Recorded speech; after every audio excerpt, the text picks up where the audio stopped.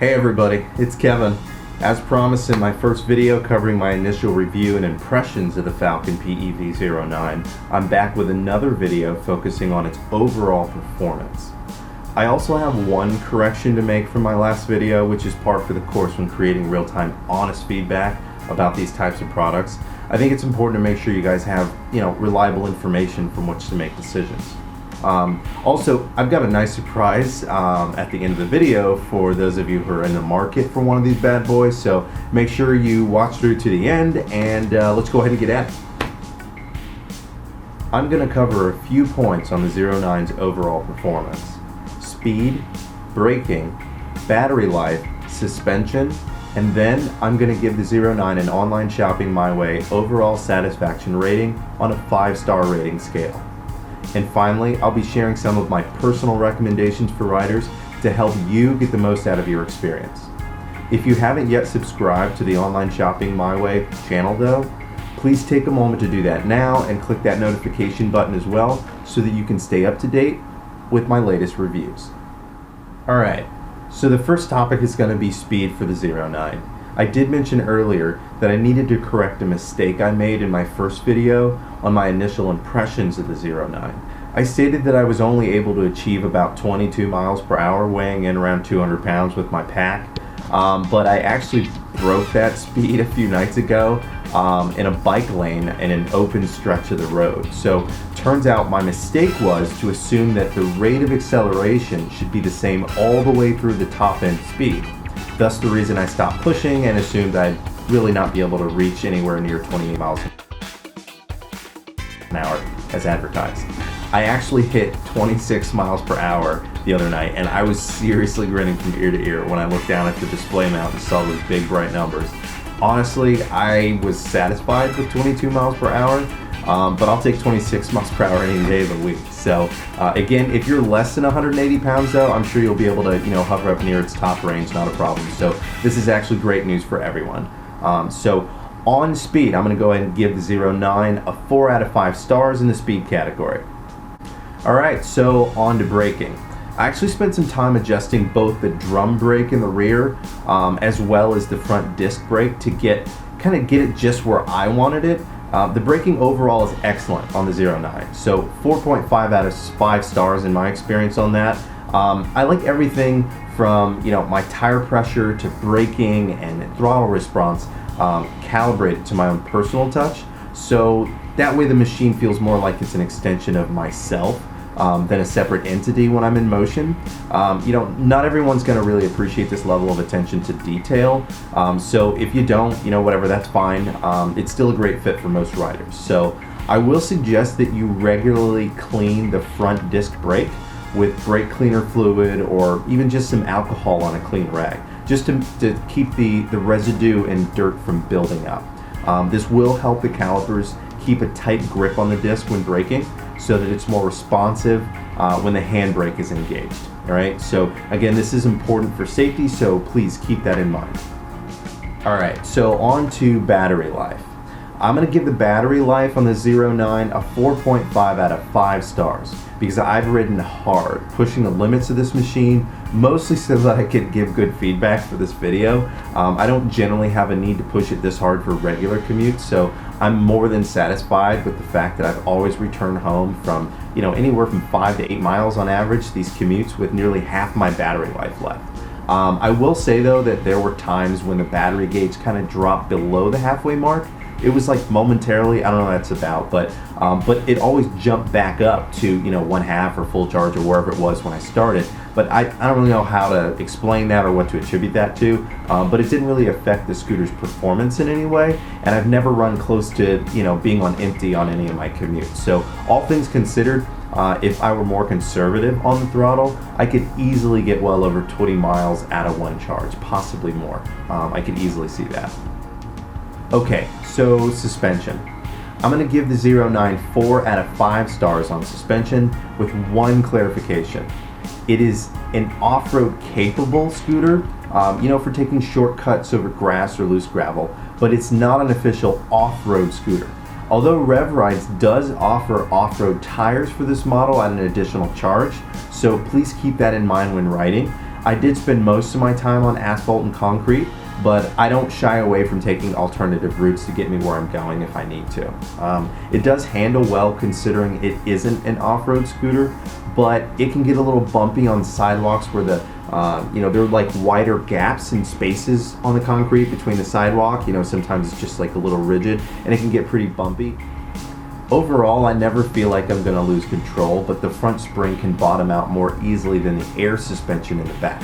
So just be aware of that and slow down maybe over bumpy terrain, just to make sure you don't damage the tires or even bottom out when you're on uneven ground. All right, so now it's time for the online Shopping My Way satisfaction rating.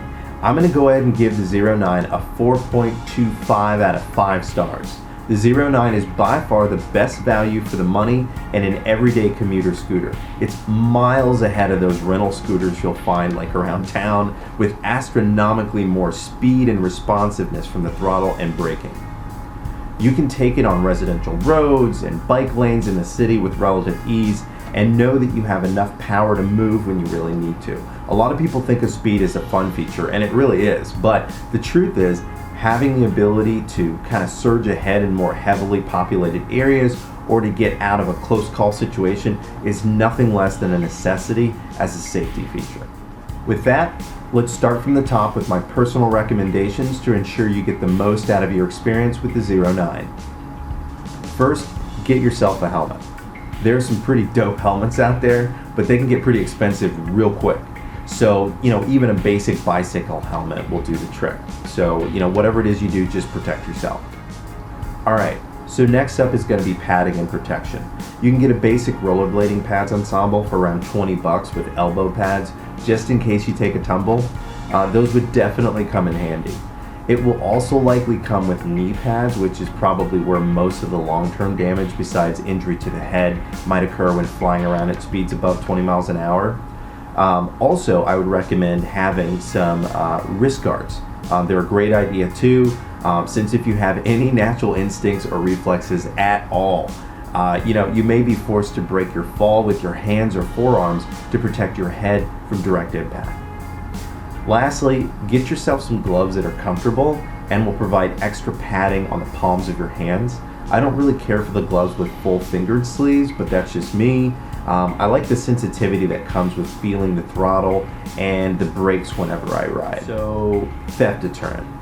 Theft deterrent devices are going to be fairly limited with a scooter like this, so I recommend getting a basic wraparound bike lock cable with either a key lock or a combination lock that you can feed through at least one of the wheels should you have to leave the scooter for more than a few minutes in a public area. Alright, so a water bottle holder. I like to take some pretty long rides and can be away for a couple of hours or more when I take my Zero 9 out, so I recommend a basic wraparound water bottle holder to stay hydrated when you're out and about. You can put it right on the shaft of the handle. Something with Velcro maybe that'll stay there for you. I live in Florida, so things can get pretty brutal almost year round. Okay, so the next feature I'd recommend is going to be a mobile phone holder. All right, if you live in the 21st century, you likely suffer from the same disease most of the rest of us have: mobile phone addiction and dependence. I mean, everything from your Fitbit enthusiasts to music streaming enthusiasts are going to want to have their mobile phones available on a ride lasting more than 20 minutes, 30 minutes. I went with a rubberized stretchable phone holder over the clamp style holders, simply due to the fact that, it kind of absorbs regular vibrations and bumps. It's just better for handling the jostling around, when you're on the road and hitting bumps and things like that, and, sidewalks over grassy areas. It's better to have something that absorbs those vibrations than just hoping that the clamping device keeps its grip on your phone when you're really just trying to focus on the ride. If you do have your phone, you're going to want to make sure it's charged too. So one of the coolest things about the Zero 9 isn't even directly related to its performance at all. It's an electric scooter, so they've thoughtfully included an easy access USB charge port right below the display mount. It's in a perfect position to charge your phone with like a 3-foot cable, maybe even less, right? So 3-foot cable will do just fine. That way you can reach your phone's charging port without an issue. This way you'll be ready to go for hours if need be. Okay, and lastly on my personal recommendations is going to be safety lighting. I'm sure you can already tell how cool the LED lighting is on the 09, especially if you watched my last video. But it's pretty freaking cool, you know, to see when you're riding at dusk or after dark. That being said, looking cool and ensuring adequate lighting for safety are two completely different animals. I did recommend in my first initial impressions video that additional lighting is ideal. Here you'll see my 750 lumens T-bar mounted headlamp, which can be used in broad daylight and heavier traffic areas or when riding in lower lighting conditions.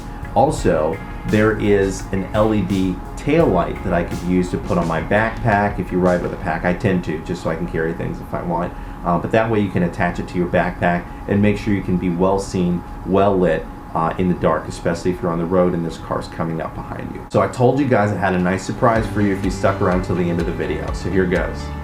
Online Shopping My Way now has a coupon code that you can find in the description of this video, and you can use it to save 10% at checkout when you purchase your Falcon PEV09 scooter. How cool is that, right? Alright, that's it for now, online shoppers. Please click the like button and subscribe if you gained any value from this video. I do my best to respond and engage with everyone, so please share your feedback below in the comments, and don't forget to take advantage of the Online Shopping My Way coupon when you purchase your 09 scooter at the link below. Until next time, I've been Kevin at Online Shopping My Way. Thanks for watching.